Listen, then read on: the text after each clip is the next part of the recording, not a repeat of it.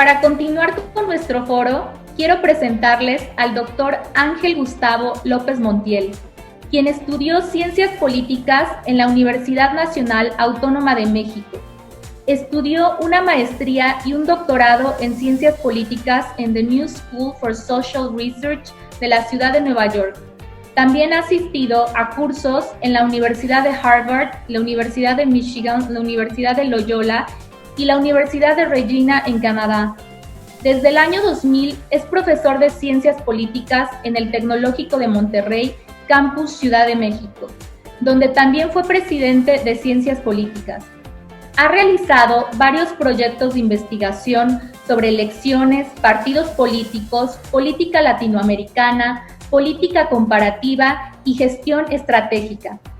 También ha sido profesor en otras universidades nacionales e internacionales como UC Berkeley, INSEC en París y Bordeaux, la Universidad Nacional de México, la Universidad Iberoamericana, el Instituto Nacional de Administración Pública, en los niveles de pregrado y posgrado, cursos, especialidades, diplomas y talleres. Ha sido profesor visitante en la Universidad de Yale, la Universidad de Harvard, la Universidad de Connecticut, la Universidad de Salamanca y el Colegio de México. Bienvenido, doctor. Hola, soy Gustavo López Montiel, profesor de la Escuela de Ciencias Sociales y Gobierno del Tecnológico de Monterrey, así como profesor de los programas de posgrado del CRESUR, a quien agradezco la invitación para estar con ustedes en este encuentro. Quiero referirme a algún conjunto de aspectos que resultan, me parece, relevantes, no únicamente en el contexto de lo que estamos viviendo, sino como una alternativa que cada vez comienza a tener mucho más énfasis en los sistemas educativos, en buena medida, por un lado por recursos, pero por otro lado por capacidades de infraestructura, por un conjunto de elementos, incluyendo aspectos pedagógicos, que pueden resultar relevantes en el contexto de diversas experiencias en los países de la región. Quiero referirme, en este caso, a los procesos de desescolarización como una alternativa a la educación como la entendemos de manera tradicional. La desescolarización resulta relevante, me parece, porque a pesar de que en este caso la hemos tenido de manera forzada en muchos países, eso ha implicado experiencias distintas, necesidades docentes diferenciadas, en donde pues se ha puesto a prueba no únicamente al sistema como tal, sino a las personas, a nosotros, a nosotras como docentes en cualquier nivel que ha adoptado medidas en este sentido de continuidad de su sistema educativo sin tener que estar en las aulas. Entonces, este proceso de desescolarización pues puede resultar relevante a partir de la experiencia que podamos obtener de las distintas formas en las que se ha llevado a cabo, pero también como una alternativa que puede ser viable para diversos contextos en el futuro. En ese sentido, en una primera instancia, quiero referirme a qué hemos visto o cómo se ha construido la idea de la desescolarización en contraposición a las formas en que entendemos a la escuela en el contexto tradicional. Mi experiencia fundamentalmente es la educación superior, sin embargo, en algún momento he sido profesor también en otros niveles, y si bien puedo en este momento referirme a lo que ocurre en la universidad como tal, y en diversos contextos, no únicamente en México, sino en otros países en los que he tenido la oportunidad de dar clase, pues a final de cuentas podemos construir un conjunto de elementos que nos permitan ubicar de mejor manera el problema que les he planteado. En una primera instancia, ¿de qué trata la desescolarización? Bueno, pues la educación tradicional desde hace mucho tiempo ha obligado a las personas o ha hecho que las personas tengan que ir a un lugar para recibir instrucción en general. Obviamente hay otros casos en donde hay personas que no pueden movilizarse y reciben educación o por condiciones personales, por condiciones físicas, por condiciones de recursos, porque no hay infraestructura, es decir, por muchas razones. Y entonces, a final de cuentas, pueden recibir educación a través de diversos mecanismos que no sean necesariamente ir a una escuela. Pero la experiencia generalizada a lo largo de particularmente la segunda mitad del siglo XX, es que los procesos educativos se han dado fundamentalmente en las escuelas. Y esto ha hecho que pues, nos acostumbremos a ver la escuela como un espacio en donde la educación, pues obviamente, se lleva a cabo, no únicamente, obviamente, el conjunto de procesos educativos, pero sí buena parte de los procesos educativos ocurren en el contexto escolar. No únicamente por la transmisión de conocimientos, no únicamente por la forma en que las personas podemos interactuar, no únicamente por el desarrollo de habilidades sociales, es decir, hay muchas razones por las cuales la escuela se ha convertido en un espacio importante, pero también hay en algunos sentidos corrientes que plantean que en las escuelas, particularmente como parte de los procesos de modernización, son una especie de prisiones en donde se desarrollan un conjunto de contenidos que son los contenidos que los profesores sabemos, o profesoras sabemos, que son los que nos han transmitido históricamente y que son los que nosotros transmitimos entonces a las nuevas generaciones. En muchas ocasiones de manera acrítica, nosotros recibimos conocimientos que después transmitimos a los alumnos, alumnas en diversos contextos, pero pues eso es parte de este sistema, de este proceso de construcción del esquema educativo escolar. La escuela, pues obviamente ha desarrollado en el mejor de los casos espacios de convivencia, infraestructura para el desarrollo de diversos tipos de habilidades, ahora competencias, y un conjunto de elementos que únicamente se dan en la experiencia escolar. Sin embargo, como les comento, hay diversas corrientes que desde hace algún tiempo se han preguntado y han cuestionado el hecho de que la escuela sea el mejor lugar para desarrollar esas habilidades. Para muchos y muchas, obviamente debería seguir existiendo un espacio escolar, pero para otras corrientes hay límites también en ese contexto escolar en donde uno de ellos, por ejemplo, es que las madres y padres de familia consideran a la escuela no únicamente como un espacio de educación, sino a lo mejor como guardería, como un espacio en donde pueden tener a sus hijos mientras trabajan. Es decir, por muchas razones la escuela tiene límites en ese sentido. Y no únicamente tiene límites en ese sentido, sino que uno de los aspectos fundamentales de la crítica es que las escuelas en muchas ocasiones no logran desarrollar, por ejemplo, aspectos profundos de pensamiento crítico porque pues los profesores y profesoras de entrada no planteamos esa condición de pensamiento crítico que ayudará a las alumnas y alumnos a enfrentar retos en la vida. Pero bueno, son argumentos que se han planteado históricamente en el contexto de la idea de que habría que repensar la escuela y eso ha cobrado fuerza particularmente en los últimos años, no únicamente con las experiencias de educación a distancia que se habían comenzado a configurar particularmente en el contexto de la educación media y superior, sino también hay experiencias en diversos países de educación a distancia, en donde, donde los alumnos y alumnos siguen yendo, siguen estando, por lo menos en algún momento, en un espacio escolarizado. Entonces, hay diversos aspectos que han cuestionado el espacio educativo escolar como la única alternativa. Podemos ubicar entonces este dilema o este espacio de crítica para poder comenzar a explorar a partir de la experiencia que hemos tenido actualmente con la pandemia de COVID-19, los alcances y los límites de procesos de desescolarización que puedan hacer pues no únicamente las personas, sino también los gobiernos o los espacios que administran los sistemas educativos en diversos países puedan explorar mecanismos de desescolarización que logren romper con la presión que se encuentra en muchos lugares, no únicamente la necesidad de espacios escolares o de recursos humanos, sino también de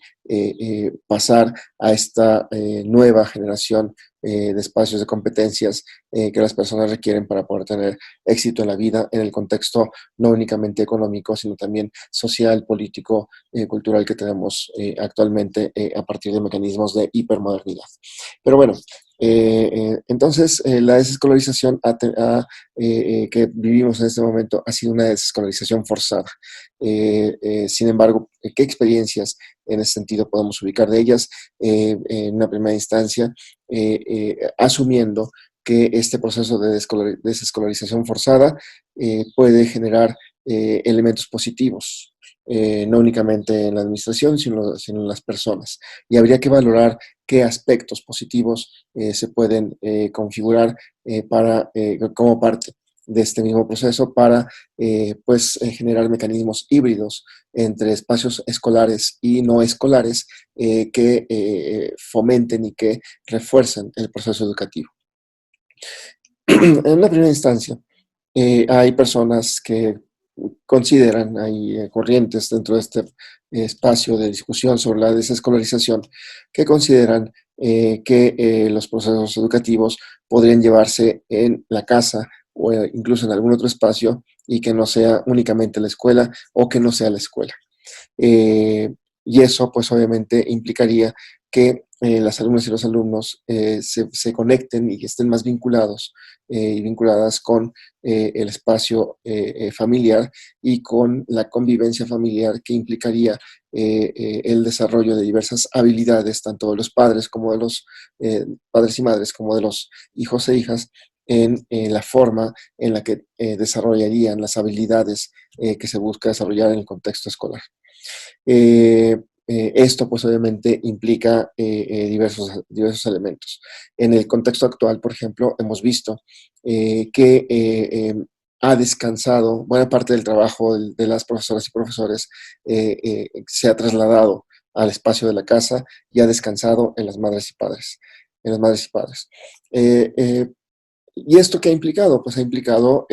por un lado, y esto pues son mecanismos que estamos evaluando en el contexto de la investigación educativa, que estamos evaluando en estos momentos, en el sentido de cómo se da o cómo se dio ese proceso de vinculación y de reencuentro de padres, madres, hijos, hijas. En espacios que se habían roto, obviamente,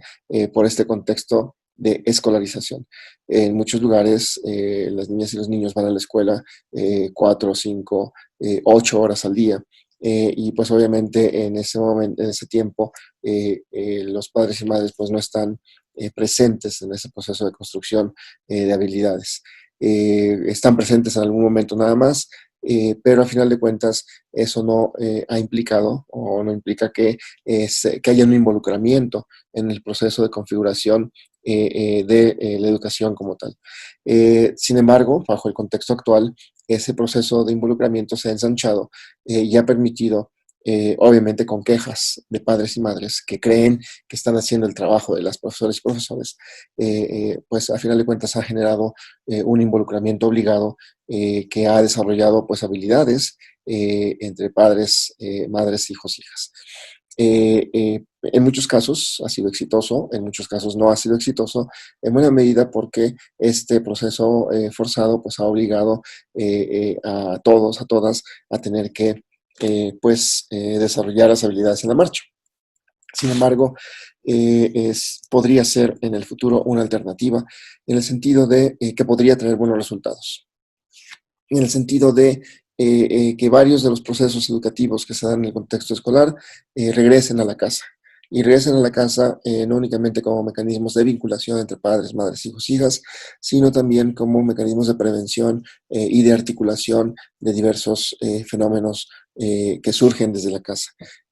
Por ejemplo, la disfuncionalidad de la que se habló en diversos momentos de los años 80, 90, en el contexto de los hogares en diversos países, pues obviamente se dio en buena medida por el traslado de varias acciones que se desarrollaban en el contexto de la casa a la calle o a otros lugares. Y en ese sentido, la instrumentación de programas que se dieron en diversos países también, donde se buscaba regresar, si bien los niños y niñas no querían estar en su casa, sí podían estar en la escuela y la escuela podría convertirse en un espacio que sustituyera la desarticulación que se daba en la calle o en otros espacios de convivencia y se llevara a la escuela para que la escuela pudiera ser un referente. Y en ese sentido, pues, estos programas configuraban, pues, espacios de convivencia, no necesariamente educativos, sino de convivencia, para poder atraer a las personas, a los niños y niñas, en espacios en donde no pudieran desarrollar, pues, diversas acciones que en la calle podrían resultar negativas para ellos. Pero bueno, esto podría ser en ese sentido una experiencia tal vez de las más rescatables en el contexto de la desescolarización, la recuperación del espacio familiar como también un espacio de construcción de habilidades personales para el éxito de las niñas y niños en el futuro. Pero también para el desarrollo de diversas habilidades por parte de los padres y madres de familia, no únicamente en el sentido del involucramiento con respecto a lo que hacen sus hijos e hijas en la escuela y cómo desarrollan sus procesos educativos, sino para el reforzamiento de lo que los profesores y profesoras hacen en la escuela y que en muchos sentidos se sienten solos y solas porque en la casa no hay precisamente ese reforzamiento. En la casa no se, una vez que llegan los niños y niñas a la casa, no, en la mayor parte de los casos, como dicen diversas investigaciones, no ocurre una conexión ni interés en muchos casos de las padres y madres de familia en el sentido de cómo las niñas y niños desarrollan esas habilidades que creen que están desarrollando en una escuela y por lo tanto no se involucran más. Entonces, esto puede ser en ese sentido un primer aprendizaje en el contexto de este espacio de desescolarización. En una segunda instancia, la desescolarización podría, en ese sentido, generar espacios de libertad para las niñas y niños que no se dan ahora. Espacios en donde, pues obviamente, nos obligan, obviamente, como parte del mecanismo de escolarización que se dio en el siglo XX, a acudir a escuelas como el único espacio para tener un mecanismo de educación reconocido. Sin embargo, cuando comenzamos a ver lo que ocurre en el contexto de diversos procesos educativos, particularmente el superior, como les comento, tengo más experiencia, en donde estos espacios de articulación educativa se están trasladando a los mecanismos virtuales, pues obviamente esto nos traería diversas preguntas en el sentido de los beneficios y de la posibilidad de explorar por lo menos algunos mecanismos que pudieran llevarse a cabo en distintos espacios que no fuera la escuela, sino espacios fundamentalmente virtuales. Obviamente, esto implica, y es uno de los primeros aspectos que tal vez ustedes estarían pensando, el desarrollo de capacidades de infraestructura para que las niñas y niños tengan acceso, pues obviamente a una computadora, a un dispositivo, a internet,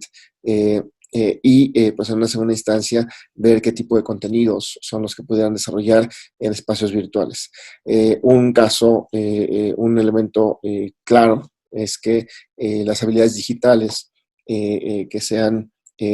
construido a lo largo de los últimos años, sí deberían ser parte del proceso de configuración de habilidades en la escuela. Pero hemos visto también a partir de diversos mecanismos de educación que las niñas y niños de manera muy intuitiva tienen la habilidad de conectarse con esos instrumentos digitales, tienen mucho más habilidad que la habilidad que tienen sus profesoras y profesores. Entonces, sin embargo, esto nos permitiría generar pues, mecanismos horizontales de aprendizaje, es decir, a partir de diversas investigaciones también que estarán al final como una lista de fuentes de todo este conjunto de elementos que les estoy comentando, eh, pues se ha visto que en cuanto un niño o niña encuentra el mecanismo para poder desarrollar poder entrar a una aplicación y poder jugar y poder desarrollar los distintos elementos que esa aplicación tiene como objetivo desarrollar en términos educativos en las personas, y en cuanto lo hace de manera intuitiva. Para eso, obviamente, los instrumentos digitales deben estar construidos en ese sentido, pues al final de cuentas se convierte no únicamente en un espacio de conocimiento autónomo en ese sentido, sino que puede intervenir de manera positiva en el resto de sus compañeras y compañeros, ayudándoles a encontrar la forma en la que se puede desarrollar o cómo funciona una aplicación en particular, y se convierte también en profesor y profesora de sus profesores y profesoras, para que ellos también encuentren la funcionalidad de una aplicación en particular. En ese sentido, se construiría una relación horizontal en el sentido de diversos espacios que se resultarían benéficos para el desarrollo de habilidades en las personas. Entonces, esto que nos traería, por ejemplo, un espacio de construcción de educación híbrida, en una combinación tal vez entre la escuela y los espacios digitales, pues obviamente traería en muchos sentidos aspectos positivos al reforzamiento de las habilidades que se desarrollan en la escuela, pero que no encuentran otro espacio de reforzamiento, o que se tienen límites en el contexto de la casa. Entonces, esto pues obviamente implicaría en una primera instancia inversión por parte de los gobiernos, que como hemos visto en el contexto de la región es muy complicada en el sentido del desarrollo de infraestructura digital para la educación. En muchos casos, obviamente, por las condiciones de desigualdad en las que vivimos, las escuelas no pueden tener pues obviamente una computadora para todos o todas, no pueden tener tal vez acceso a internet porque no tienen a lo mejor infraestructura adecuada para ello. A lo mejor los techos son de lámina, a lo mejor no hay techos o no hay electricidad, como ocurre en muchos casos, y entonces eso pues limitaría estas posibilidades. Sin embargo, el esfuerzo, obviamente, por parte de los gobiernos en el contexto del desarrollo de nuevas habilidades, en este caso digitales, pues tendría que materializarse, y en ocasiones los gobiernos no son quienes tal vez desarrollan estas habilidades, sino pues obviamente una buena parte de las comunidades tienen o pueden tener espacios de infraestructura en donde las niñas y niños puedan tener a la mano tal vez un teléfono inteligente o alguna herramienta que le permita pues obviamente desarrollar estas otras habilidades digitales en el contexto no de la escuela, si la escuela no tiene estos elementos digitales, sino en otros espacios. Y esto pues obviamente generaría posibilidades distintas.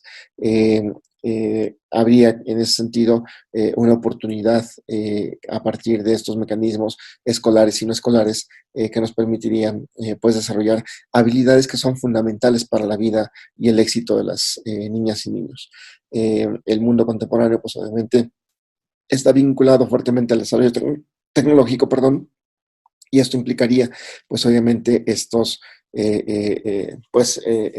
la posibilidad de usar estas herramientas.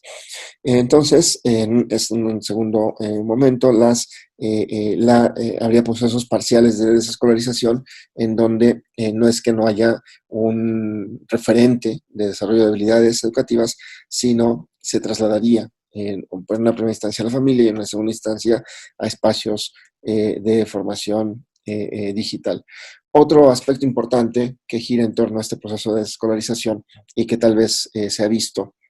por muchas y muchos de ustedes en su experiencia en particular, es que la evaluación tiene que adquirir otros sentidos. La evaluación a partir de exámenes en un contexto no escolarizado se convierte en un proceso muy complicado. No es únicamente porque nuestra idea tradicional de examen implica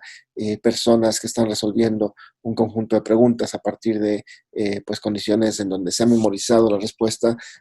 o, en el mejor de los casos, se han desarrollado capacidades o mecanismos de pensamiento crítico que lleve a las alumnas y alumnos a resolver un problema en una pregunta, a espacios de evaluación que no son precisamente estos exámenes. Es muy complicado, pues obviamente, hacer un examen en un espacio no escolar. Eh, no es imposible, obviamente, hay herramientas digitales que nos permiten hacer exámenes para replicar espacios escolarizados, pero que giran en torno a otros aspectos en el contexto de la persona como tal.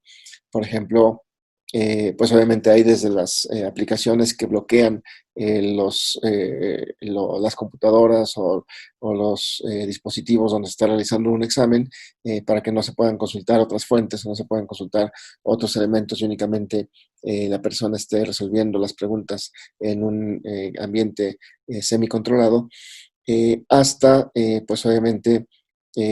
aplicaciones que pues configuran espacios de evaluación de conocimientos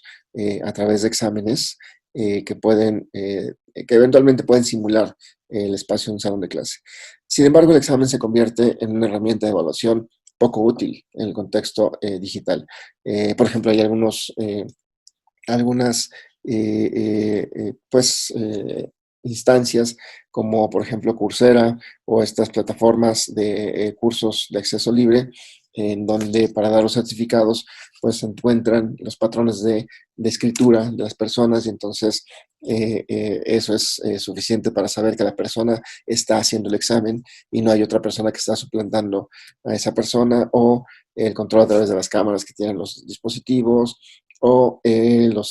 iris o las huellas digitales. Es decir, hay muchos mecanismos que en ese sentido podrían simular ambientes controlados o semicontrolados para la realización de exámenes. Pero lo relevante es que la evaluación es muy complicada en el contexto de espacios desescolarizados. Entonces, tendríamos que recurrir a un conjunto de mecanismos de evaluación alternativos a los que tradicionalmente utilizamos. Y eso pues obviamente implicaría potenciar el desarrollo de habilidades y competencias entre las personas que serían evaluadas a partir de criterios diferentes a los que tenemos ahora y que obviamente nos obligaría a movernos de la construcción que tenemos en el contexto contemporáneo, fundamentalmente basado en exámenes, no necesariamente únicamente los exámenes, pero sí nos obligaría a movernos a otros espacios de evaluación. Y pues en ese sentido, ustedes saben, hay muchos mecanismos de evaluación, algunos a lo mejor ustedes los utilizan, pero no es una práctica generalizada en ese sentido. Esto pues obviamente nos obligaría a que aquellos espacios educativos que han declarado a las competencias como el centro del desarrollo de la experiencia escolar, pues obviamente tengan que evaluar realmente competencias a partir de mecanismos observables. Entonces, pues aquí hay una gran gama y un gran potencial para el desarrollo de habilidades de evaluación o de mecanismos de evaluación que no utilizamos actualmente o que no utilizamos ampliamente en el contexto escolar actual, pero que podrían generar de la misma forma como se genera ahora evidencias. Obviamente hay argumentos en contra del proceso de desescolarización. Para muchos y muchas, el espacio educativo en la escuela es fundamental. En muchos sentidos, no únicamente porque hay desarrollo de habilidades que se dan únicamente en contextos sociales, como por ejemplo la comunicación, pero también porque pues en muchos sentidos nos da miedo soltar el desarrollo de habilidades en el contexto de los niños y niñas o de las personas en general en espacios que no podamos controlar. Entonces, y la escuela permite que controlemos diversos procesos en ese sentido. En ese sentido, es una crítica. Hay otras críticas, como por ejemplo aquellas que plantean cómo se podría desarrollar una persona en términos de sus habilidades de educación, cómo podría desarrollarlas una persona que no va a la escuela, y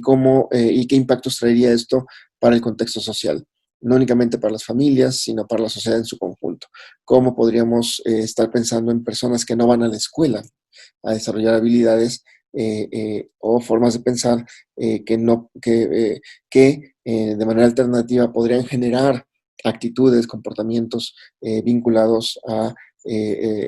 condiciones sociales que no existen actualmente? O cómo, por ejemplo, la escuela se ha convertido en un espacio, pues no únicamente de control, sino de construcción de valores colectivos que a final de cuentas únicamente se pueden aprender o se pueden construir en el contexto, en un contexto controlado. En otros casos, estos procesos de escolarización encuentran críticas en el sentido de cómo las madres y padres encuentran buscan sustituir entonces lo que ocurre en la escuela para llevarlo a la casa, pero al final de cuentas se convierte en una relación conflictiva en donde pues se dan un conjunto de experiencias que pueden resultar relevantes para el desarrollo de las niñas y los niños. Entonces, pues hay muchas críticas, pero en el contexto de este encuentro, para ver, pues entre otras cosas, las experiencias que hemos tenido y en el contexto pues, de los acontecimientos recientes, entre otras cosas, podemos encontrar a la desescolarización como una alternativa a diversos procesos educativos que actualmente consideramos relevantes únicamente en el contexto de la escuela. Y esto pues obviamente nos obliga a preguntarnos nuestro papel como docentes las necesidades que tenemos. Como ustedes se han dado cuenta, quienes han estado en estos procesos de descolarización forzada en los últimos meses, ustedes se han dado cuenta del tipo de habilidades que requerimos para poder tener éxito en este nuevo contexto. Pues es lo que quería compartir con ustedes. Espero que estas ideas hayan logrado, pues obviamente, generar